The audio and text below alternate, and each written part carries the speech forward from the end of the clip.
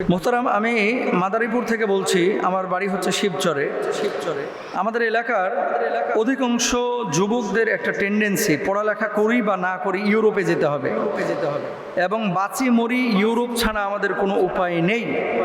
এরকম চেতনা নিয়ে কোনো যুবক যদি ইউরোপে পাড়ি দেয় সাগর সাঁতরিয়ে লিবিয়া হয়ে এবং প্রতিমধ্যে মারা যায়, তার মৃত্যুটা শহীদি মৃত্যু হবে নাকি আত্মহত্যার মতো গুনাহ হবে? এত দারুণ এই প্রশ্নটা। আপনারা কালকেও হয়তো বা দেখেছেন যে মরক্কোর বর্ডার ভেঙে প্রায় 1000-এর বেশি অধিবাসী তারা স্পেনে ঢুকেছে এবং সেটা কিন্তু সাগর সাঁতরিয়ে।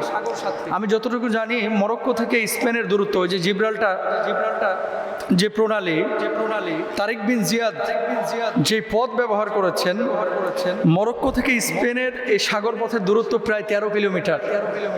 এরা সীমান্ত ভেঙে 1000 অধিবাসী অনেকেই সাগর সাঁতরিয়ে কিন্তু স্পেনে চলে গিয়েছে।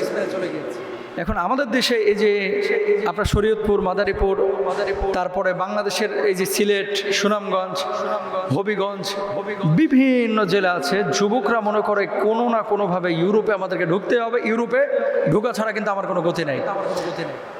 এরপরে কি করে এখান থেকে ইরান থেকে তুর্কি, মানে দুবাই থেকে ইরান থেকে তুর্কি থেকে লিবিয়া, হ্যাঁ, সৌদি আরব, কত দেশ ঘুরে তারপরে লিবিয়া থেকে এবার সাগর পথে গেম মারে। কিছু দালাল তৈরি হয়েছে, দালাল, যেই দালালগুলো আপনাকে মিষ্টি মিষ্টি কথা বলে মুখ থেকে যেন রসগোল্লা ছুটছে। এই দালালগুলো আপনাকে বিপদের মুখোমুখি করে।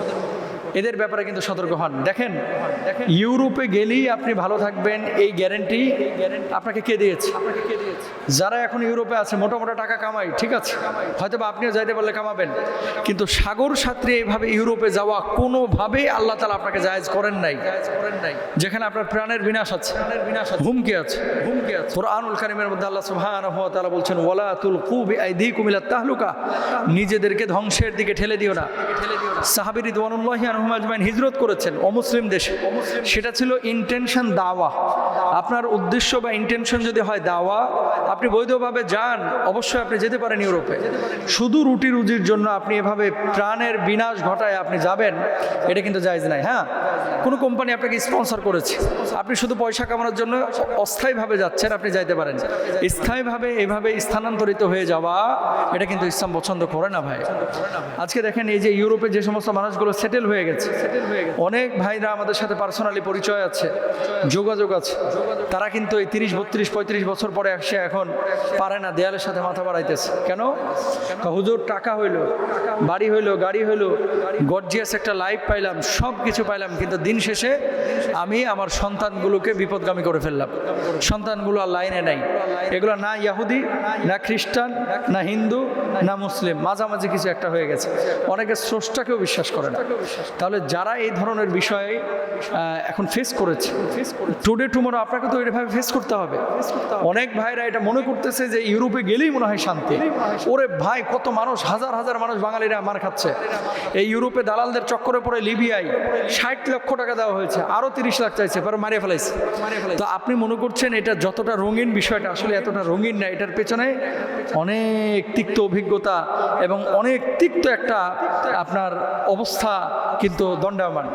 এর জন্য আপনাদেরকে বলবো, অনেক যুবকরা আছে খামার করে, অনেক যুবকরা আছে, আমি নিজে কর্মসংস্থান থেকে যখন হেল্প করি 15-16 হাজার টাকার প্রোডাক্ট কিনে দিই, প্রতিদিন 700 থেকে 800 টাকার ব্যবসা করতেছে অনেক যুবকরা, যুবতীরা। তো এদেশে যদি আপনি যে শ্রমটা ইউরোপে দিতে যাচ্ছেন, এদেশে যদি দেন, আপনি ওইরকম আর্ন করতে না পারলেও কাছাকাছি আপনি আর্ন করতে পারবেন। মোট কথা হচ্ছে, ওখানে শুধু পাউন্ড আর ডলার, ইউরো দেখে আমাদের পোলাপান পাগল হয়। ওই শ্রম, ওই আপনার পরিশ্রম এদেশে করলেও কিন্তু যুবকরা ওইরকম পয়সা কামাইতে না পারলেও আপনার ওই জায়গায় কিন্তু পৌঁছানো সম্ভব। এই জন্য প্লিজ আপনারা ভুল বুঝবেন না। আল্লাহ তাআলা রহম করুক, বোঝার তৌফিক দান করুন, আমিন।